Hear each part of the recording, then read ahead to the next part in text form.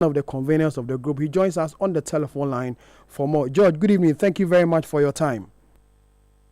Good evening, sir. Thank you. Thank you for having me. Sure.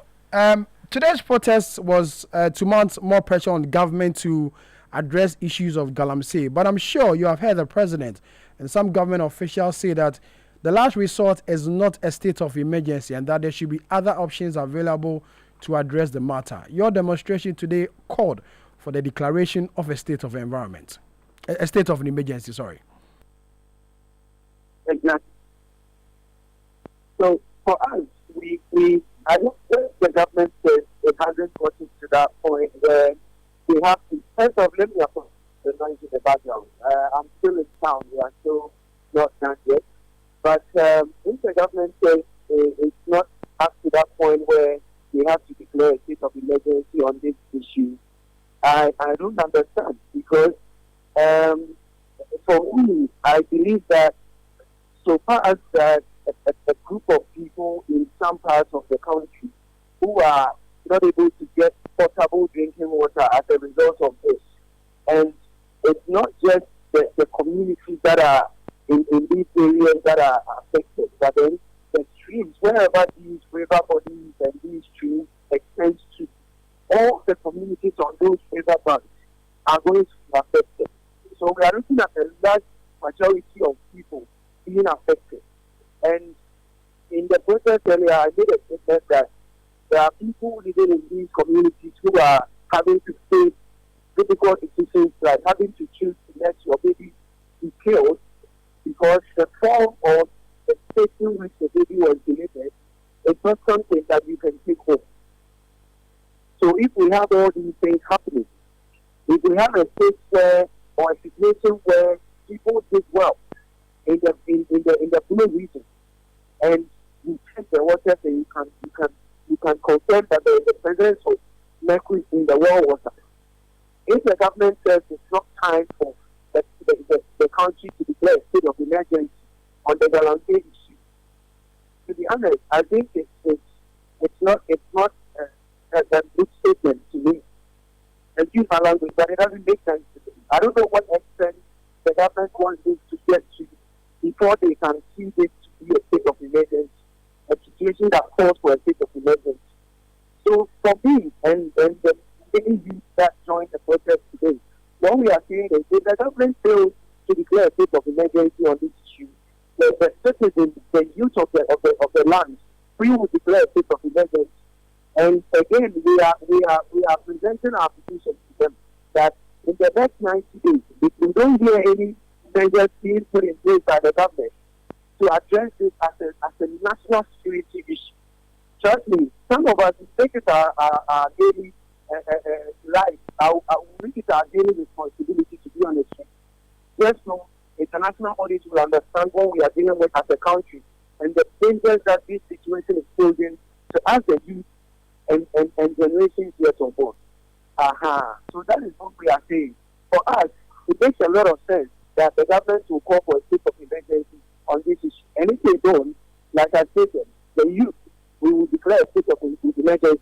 The citizens, we will declare a state of emergency. It's that simple. We are not demanding for much. Even if not for any sense, rather, the government in opposition then made us aware that they are with us. That is why when they were part of our demonstrations earlier in the previous government, we respected their decision. Now they are here, and they are telling us that something that they were calling for with us, they cannot implement it now. Why? What changed? Right? What changed? That is the question we are asking. They should come and tell us why it is not that time for them to declare a state of emergency. Is it because of the economic benefits, which I don't see as economic benefits, because if you have a situation that brings people into the economy and millions of people are going to suffer in the end, I don't see where that becomes an economic benefit to the state. Do you understand? So for me and the many people that are that took part in the demonstration and those that were able to join us from home in solidarity, we are saying that it is time. We cannot wait anymore. It is George, exactly a year ago, if I'm right, September 22nd, 2024, you were on the street. 1 year down the line, we're still grappling with the issue of Galamsey. How do we address this issue? How do we solve this issue of Galamsey? Aside the state of emergency as you are proposing, what other measures can we put in place to address it? First of, let me start by saying we belong to a country where the government of the day is not able to identify other possible source of revenue.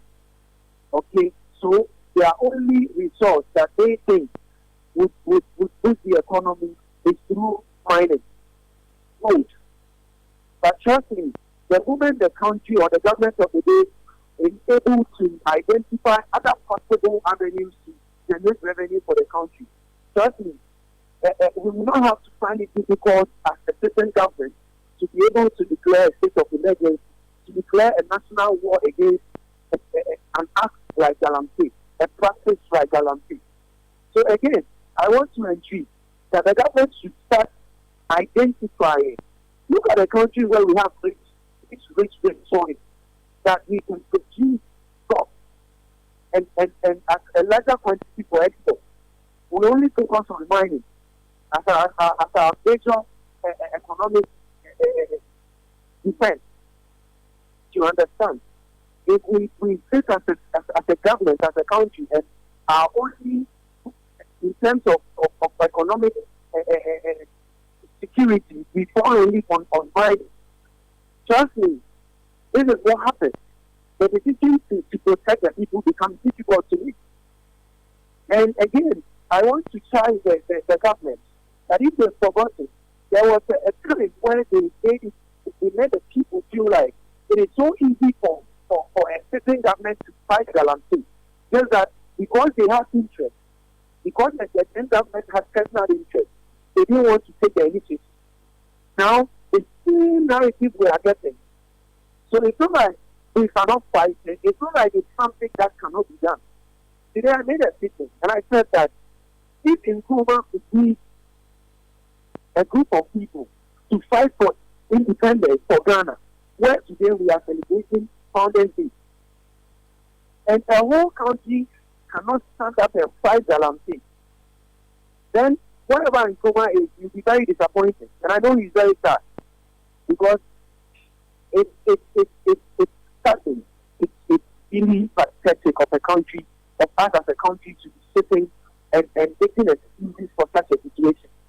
George, is it the last time we are seeing Democracy Hub organize or stage a protest, or we should expect more as far as the issue of Galamsey is concerned? My brother, no. This will not be the first, this will not be the last. In fact, it's not the first and it will not be the last. Like we said, in 1980, to share a systematic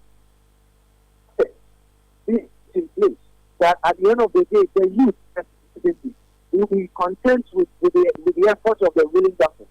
That eventually our cries have been heard. No matter, we are not asking for raising salaries. Okay. We are not asking for a job opportunity. What we are asking for as the youth of the country is that Galamsey is killing us. And again, I say, to the people that are feeling crying, feeling like Galamsey process is for some people. I'm telling you, maybe you live in your big mansion, you drive for star, but eventually you go to a place like living room, you go to a place like 305 and people don't go and eat food. I bet you the mansion that they used to prepare the food is coming from Mansuan Dubia, Mansuan Kwanta, and tell you that these places are where Galamsey is happening. Okay. And so if you think that again, you don't have a problem. Okay, all right, George. Thank you.